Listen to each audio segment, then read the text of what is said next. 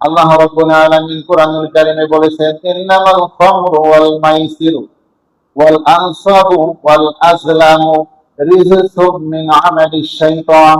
ভালো করে বোঝার চেষ্টা করেন, ইন্নামাল খামরু ওয়াল মাইসির, আল্লাহ রাব্বুল আলামিন আমাদের জন্য হারাম করেছেন মদ পান করা। কি পান করা? মদ পান করা হারাম। যে ব্যক্তি মদ পান করে 40 দিন পর্যন্ত তার ইবাদত কবুল হয় না। কয়দিন? 40 দিন পর্যন্ত ইবাদত কবুল হয় না। আল্লাহ তাআলা হারাম করেছেন জুয়া খেলা। জুয়া খেলা বোঝেন তো? বোঝেন না? জুয়া খেলা আল্লাহ তাআলা হারাম করেছেন। খেল তামাশা, অপ্রয়োজনীয় কথাবার্তা, অপ্রয়োজনীয় কাজ আল্লাহ তাআলা হারাম করেছেন। আমার প্রিয় ভাইরা, আমরা মুসলমান, আমরা জানি না আমি যে মুসলমান আমাদের কাজ কি, আমার ক্ষমতা কি, আমার সম্মান কি, আমার মর্যাদা কি, এটা আমরা বর্তমানে বুঝতেছি না। না বোঝার কারণে বর্তমান সময় আমাদের দেশে সহ সারা বিশ্বের মধ্যে একটা খেলা চলতেছে, বিশ্বকাপ। কি কাপ? কথা কয় না? বিশ্বকাপ খেলা চলতেছে। এইটা জায়েজ না না জায়েজ? আপনারা একটু বলেন তো। এটা যে মুসলমান বা মুসলমান বাদ দেন, কোন মানুষের কোন উপকার আছে নাকি? কোন মানুষের উপকার আছে? উপকার নাই। এখন এর হজ করতে গেলে তো 1 ঘন্টা লাগবে। আমার প্রিয় ভাইরা, এই খেলাকে আল্লাহ তাআলা হারাম করেছেন। কি করছেন? খেল তামাশা, নামই তো খেলা। খেলা মানে কি? এটা বাতিল, এটা কোনো অপরাধ পেপার, কোনো কাজে আসে না। আমার প্রিয় ভাইরা, গত বছর বিশ্বকাপে 210 বিলিয়ন মার্কিন ডলার খরচ হয়েছে। 210 বিলিয়ন মার্কিন ডলার খরচ হয়ে গেছে। এছাড়াও এটা হলো তাদের হিসাব, কিন্তু এছাড়াও অন্য অন্য যারা আছে, পাবলিক আনপাবলিক যারা আছে, তারা আরো হাজার হাজার কোটি টাকা খরচ করছে। কিসে? মদ, জুয়া, ব্যভিচার, এগুলোর মধ্যে খেলাকে কেন্দ্র করে তারা এই টাকাগুলো খরচ করে। গতকালকে একটা খবর দেখলাম, বাংলাদেশের এক মহাপুরুষ ভ্যান চালায়।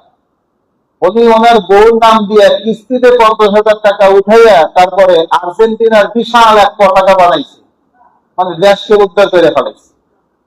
তাহলে কি মহব্বত আর্জেন্টিনার প্রতি, যারা ইহুদি রাষ্ট্র, যাদের টাকায় ফিলিস্তিন হাজার হাজার নয় লক্ষ লক্ষ মুসলমানরা শহীদ হইতেছে, যাদের টাকায় আর কিস্তিতে টাকা উঠাইয়া তারপর তাদের নামে আমরা পতাকা উড়াই আমাদের বাড়িতে।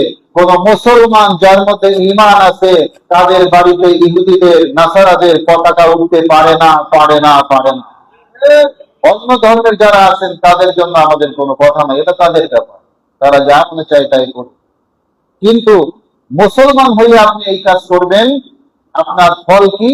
আল্লাহ রাব্বুল আলামিন কোরআনে বলেছেন, কুনু অশরবু, তোমার যতটুকু প্রয়োজন তুমি খাও, পান করো, ওয়ালা তুসরিফু, অপচয় করিও না।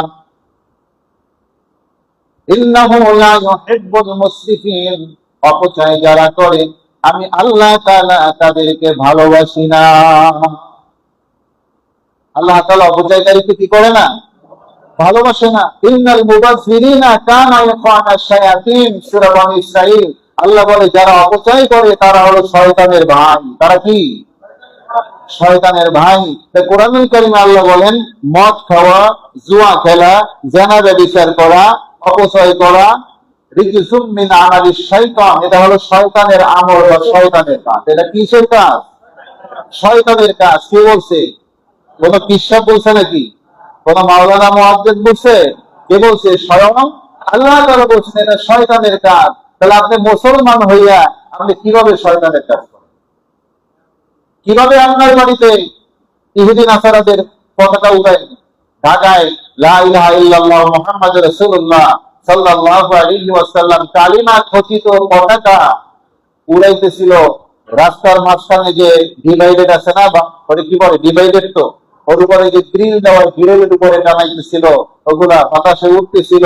পুলিশের গাড়ির পাশে দাঁড় করানো ভিডিও আছে, তার পাশে একজন লোক উঠে সেই পতাকাগুলো খুলে খুলে নামাই দিতেছে, আবার একজনে সেটা পোড়াইতেছে। বলেন নাউযুবিল্লাহ। কালিমার পতাকা এদেশে উঠলে আপনার সমস্যা, আপনার কলিজার মধ্যে আগুন বেড়ে যায়। আর আপনার বাড়িতে যে ইহুদিদের পতাকা হয় তখন আপনার ঘরে আগুন লাগে না? পতাকায় তখন আগুন লাগার কথা ছিল না? আজকে ইহুদি নাসারারা আমাদের আমাদের যে মুসলমানের যে চরিত্র, মুসলমানের স্বভাব, এটা ভুলে গেছে এই সমস্ত খেলাধুলা দিয়া, মোবাইলের মধ্যে ইউটিউব দিয়া, ফেসবুক দিয়া আমাদেরকে ভুলে গেছে। আমার প্রিয় ভাইয়েরা, একটা বাঘের বাচ্চা, ছোট্ট একটা বাঘের বাচ্চা, তার মা মারা গেছে, বাঘের বাচ্চাটা ভেড়ার পালের সাথে ভেড়ার দুধ খাইয়ে বড় হয়েছে। ছোট্ট 1 মিনিটে শেষ হয়ে গেল। তো ভেড়ার দুধ খাই যখন বড় হয়েছে, তখন ওই ভেড়ার সাথে বড় হয়ে ভেড়ার পালের সাথেই চলে। তখন বাঘ দেখলে, সিংহ দেখলে ভেড়ার পাল দৌড়ায়, ওই বাঘের বাচ্চাও ভেড়ার সাথে দৌড়ায়, পলায় যায়। কারণ কি? ওদের সাথে থাকতে থাকতে ওই বাঘেরও স্বভাব হয়েছে ভেড়ার স্বভাব। তো একদিন ওই পালের কাছে যাইয়া, আস্তে আস্তে যাইয়া একটা বাঘ বলতেছে, কিরে, মানে দৌড় দেওয়া দিচ্ছে, দৌড় দেওয়ার পরে ধরছে, তো তুই দৌড়েস কেন? তো দৌড়াবো না, তোমরা তো আমার খাইয়া ফেলাবো। কয় না, তুই তো তোর স্বভাব ভুলে গেছো, তুই তো ভেড়া না, তুই হলো বাঘ। তো কিসের বাঘ? আমি তো ভেড়াই। কয় না, তুই চল পানির কাছে যা। তো পানির পুকুরের কাছে যাইয়া বলছে, এবার পানি দিয়েছে টাকা, টাকায় দেখে যে ওই যে বাঘের চেহারা যেমন, ওর চেহারাও তেমন।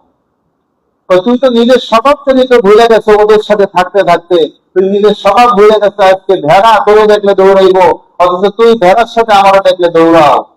তো আসলেই তো তাই। বলছে এইবার হবে খেলা, কেমন? তখন সে ভেড়ার পালের মধ্যে যাইয়া আসল বাঘের রূপ দেখা গেছে, প্রতিদিন এক একটা বেড়ে খাইতেছে। বলেন নাউজুবিল্লাহ। আমার প্রিয় ভাইরা, ইহুদি খ্রিস্টানেরা আমাদের মধ্যে দুইটা, আমাদের মুসলমানের স্বভাব এই বাঘের স্বভাব, সিংহের স্বভাব, ভেড়ার স্বভাব বানায় গেছে। আমরা খেলাধুলা নিয়ে ব্যস্ত, আমরা নামাজ দিয়ে ব্যস্ত না, আমরা খেলাধুলা নিয়ে ব্যস্ত, জুয়া নিয়ে ব্যস্ত, জেনা নিয়ে ব্যস্ত। এই খেলাকে কেন্দ্র করে আমাদের দেশের ছেলেরা, যুবকেরা জুয়া খেলে, একজন আরেকজনকে মার্ডার করে, জমি জমা দখল করে, বউ চলে যায়, বউ বিক্রি করে দেয়, দোকান ব্যবসা বাণিজ্য বিক্রি করে দেয়, কিস্তিতে টাকা উঠাইয়া পতাকা উড়ায় আর মারামারি করে, করে কি করে না? মদের আড্ডা বসে, জুয়ার আড্ডা বসে, এই খেলাকে কেন্দ্র করে, যেটা শয়তানের কাজ। আর আমাদের দেশের ছেলেরা তাহাজ্জুদ তো দূরের কথা, 5 ওয়াক্ত নামাজ পড়ে না, জীবনে ফজরের নামাজ পড়ে নাই, রাত 3টার সময় এটা খেলা দেখে। আমাদের ছেলেরাই তো, কথা কয় না? আমাদেরকে তাদেরকে বুঝাইতে হবে। ওরা জানে না যে তোর স্বভাব মুসলমানের স্বভাব, তোর সম্পর্ক থাকবে আল্লাহ রাসূলের সাথে, তোর সম্পর্ক থাকবে আল্লাহর সাথে, তোর সম্পর্ক থাকবে ওলি আল্লাহদের সাথে। তুই কেন ইহুদিদের সাথে মিশা মুসলমানের চরিত্র ভুলে গেছো? আজকে সেই স্বভাবটা আমাদেরকে শিখাইতে হবে। তাছাড়া তা না হলে আমাদের যুবকেরা ওই ভেড়ার মতো, ওই সিংহ দেখলে, মুসলমান দেখলে দৌড়াইব। আর আমি যে কথা বলতেছি, এ কথা শুই নাও, এই ভেড়া মার্কা মুসলমান আমাদের গাই লইব, সেই মঞ্চের আর কাজ নাই, খেলা নিয়ে বয়ে আছে।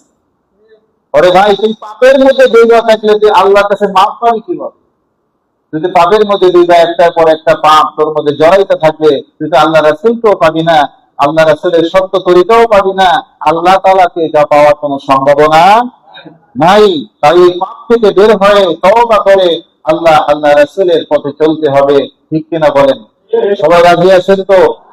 আমরা এগুলো করব, অপচয় করব ইনশাআল্লাহ। বলেন আস্তাগফিরুল্লাহ রাব্বি মিন কুল্লি যামবিন ওয়া আতুবু ইলাইহি লা হাওলা ওয়ালা কুওয়াতা ইল্লা বিল্লাহিল আলিয়্যিল আযীম। বলেন ইয়া আল্লাহ, আমাদের জীবনে যত গুনাহ করেছি, যত গুনাহ মনে আছে,